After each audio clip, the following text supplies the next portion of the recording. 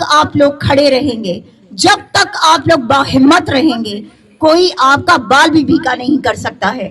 میں یہاں پر جمال کو, سمیر کو, نعمان کو, عادل کو, میں ان چاروں اپنے شیروں کو, اپنے سپاہیوں کو, اپنے جالوں کو میں ان کو سلیوٹ پیش کرتی ہوں کہ اس دن جس طرح انہوں نے ان کی فسائیت کا مناسب مقابلہ کیا, بلکہ یہ جس طرح سے جیل میں گئے اور جب واپس آئے اور جس طرح سے انہوں نے مکے لہرائے, جس طرح سے انہوں نے وکٹری بنائی, جس طرح سے انہوں نے ریلی میں شمولیت کی, یہ اس بات کی دلیل ہے, اس بات کی عکاسی کرتا ہے کہ آپ چاہے جو مرضی ہے کر لیں, آپ ہمارے ورکرز کو, ہمارے سپاہیوں کو آپ ڈرا اور دھمکا نہیں سکتے, آپ ان کی ہمتوں کو توڑ نہیں سکتے, کیونکہ جب جب آپ ان کو للکاریں گے, جب جب آپ ان کو پیسنے کی کوشش کریں گے, وہ دوبارہ کھڑے ہو کر آپ کا انشاءاللہ تعالی مقابلہ کریں گے. کا 29واں یوم تاسیس بہت بہت مبارک ہو.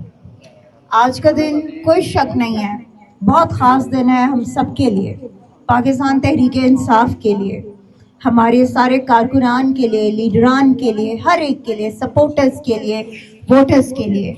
لیکن انفارچونیٹلی آج دکھ اس لیے ہے کہ آج کا دن کہ جس دن اس لیڈر نے کہ جو آج پابند سلاسل ہے, اس نے بنیاد رکھی تھی پاکستان تحریک انصاف کی, اس نے بنیاد رکھی تھی انصاف کی, انسانیت کی, خودداری کی, ایک ایسی تحریک, ایک ایسی پارٹی کہ جو اس ملک میں انسانیت, خودداری اور انصاف لے کر آئے گی.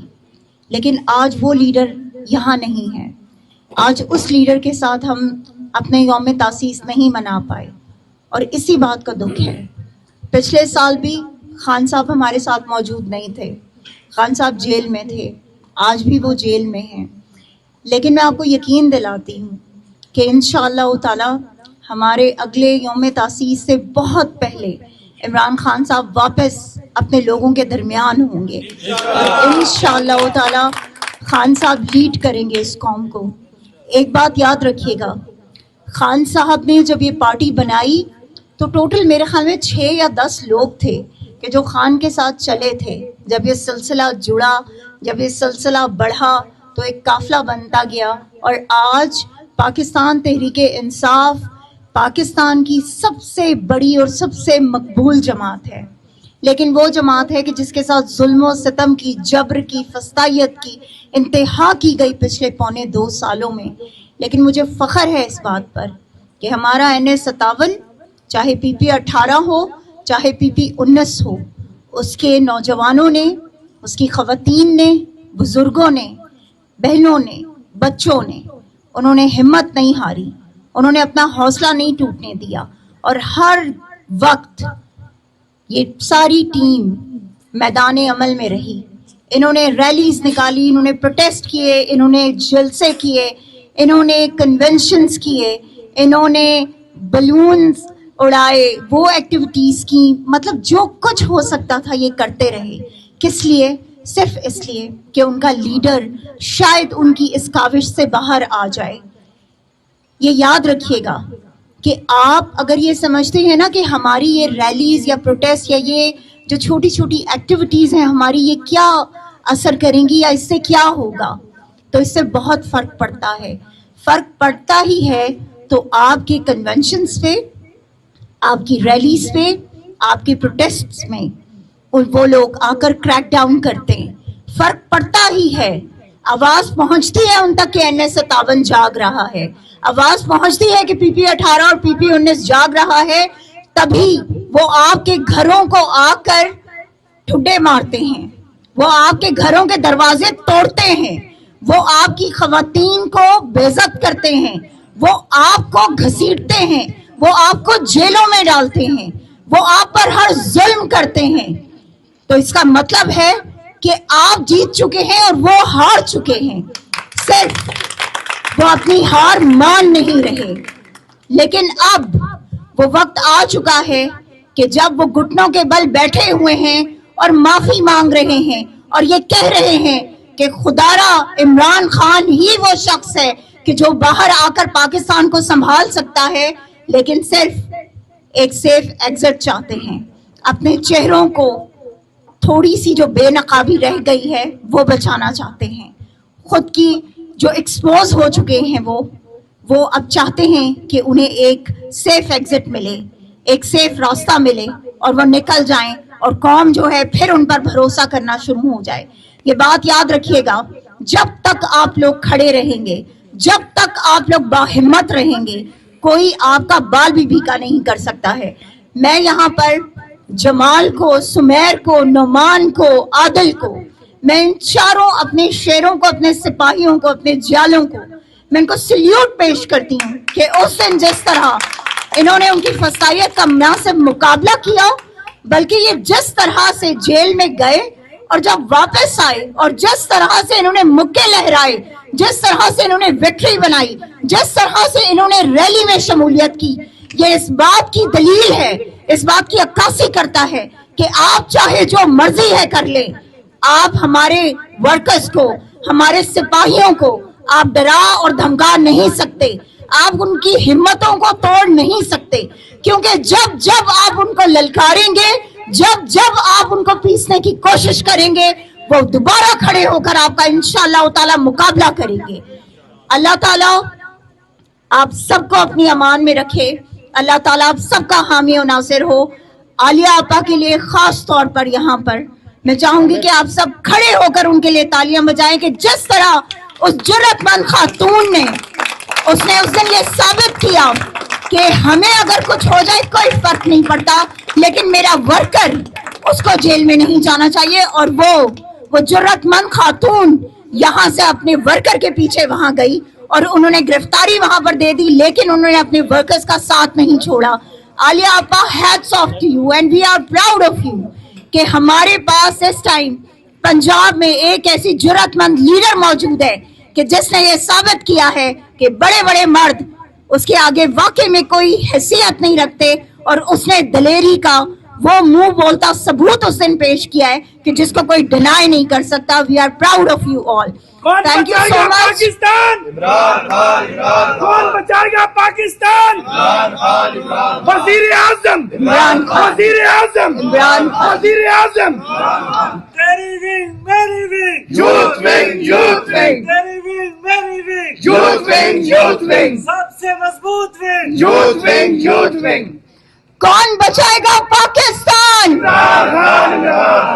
کون بچائے گا پاکستان؟